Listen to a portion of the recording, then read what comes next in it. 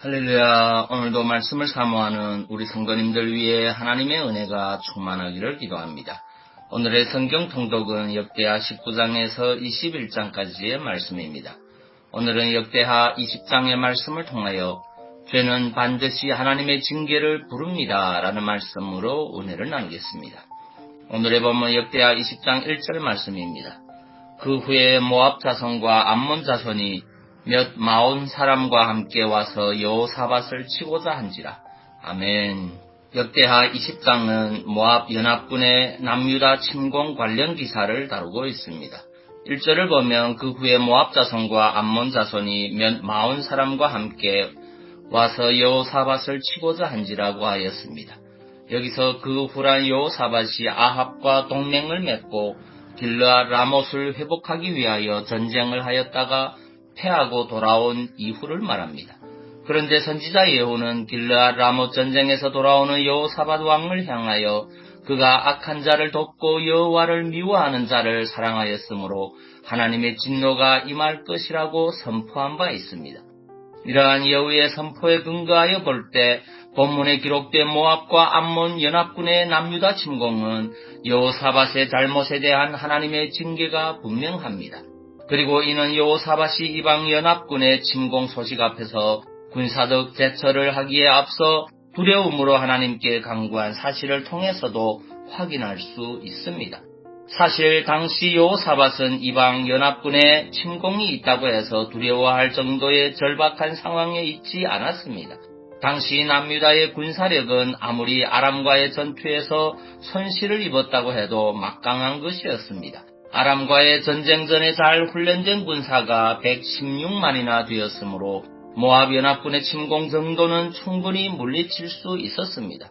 그럼에도 그가 모압 연합군의 침공 소식 앞에서 두려워하며 하나님께 간구했던 이유는 모압 연합군의 침공을 자신의 잘못에 대한 하나님의 징계로 인식하였기 때문입니다.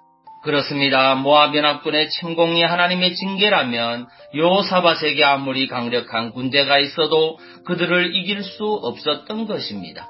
우리는 이러한 사실을 통하여 한 가지 사실을 분명하게 알고 넘어가야 합니다. 즉 죄는 반드시 하나님의 징계를 부른다는 것입니다. 여호사밧은 예후로부터 책망을 듣고 하나님 앞에 겸비하며 백성들을 하나님께로 돌이키기 위하여 심려를 기울였습니다. 이는 분명 선한 일이었습니다. 우리는 이 정도 선행이라면 지난날의 과오를 씻을 만도 하다고 생각할 수 있습니다. 그러나 하나님의 징계는 지난날 예후의 예언대로 임하였습니다. 이는 죄는 반드시 하나님의 징계를 부른다는 것을 보여주는 것입니다. 그리고 이는 다윗의 일생을 통하여서도 확인할 수 있습니다. 다윗은 일생 하나님 앞에서 경건한 삶을 살았습니다. 그는 어떻게 하면 하나님의 영광을 높일 수 있을까를 늘 고민하며 살았습니다. 그러나 그러한 다윗일지라도 방심하여 하나님 앞에서 죄를 범하였을 때는 징계를 피하지 못하였던 것을 우리는 알고 있습니다. 그런데 오늘날 성도들 중에는 예수 그리스도를 믿는 사람은 죄를 범하여도 징계를 받지 않는다고 생각하는 사람들이 있습니다. 그러나 그것은 크나큰 오해입니다. 성도도 죄를 범하면 징계를 받습니다. 죄로 인하여 망하는 일은 없으나 죄로 인한 하나님의 징계는 피하지 못합니다. 그러므로 성도 여러분, 죄는 반드시 하나님의 징계를 부른다는 사실을 기억하여 죄를 경계하시기 바랍니다. 행여라도 혹시 하는 마음에 죄를 짓는 실수를 범하지 마시기 바랍니다. 하나님께서 그냥 용서하겠지 하고 죄를 범하는 사람이 있다면 그는 하나님을 시험하는 자로서 반드시 하나님의 공의로우신 징계를 보게 될 것입니다. 계시록 3장 19절 말씀입니다. 물은 내가 사랑하는 자를 책망하여 징계하노니 그러므로 내가 열심을 내라 회개하라. 아멘. 기도하겠습니다. 사랑의 주님, 하나님은 죄를 미워하시며 죄는 반드시 하나님의 징계를 부른다는 사실을 고백합니다. 우리에게 죄에 대한 경각심을 주시고 오늘도 주님과 동행하여 주를 기쁘시게 하는 하루 되게 하옵소서. 그리고 질병과 마음의 상처들로 고통하는 심령들을 주의 은혜로 치유하여 주옵소서. 예수님 이름으로 기도하옵나이다. 아멘.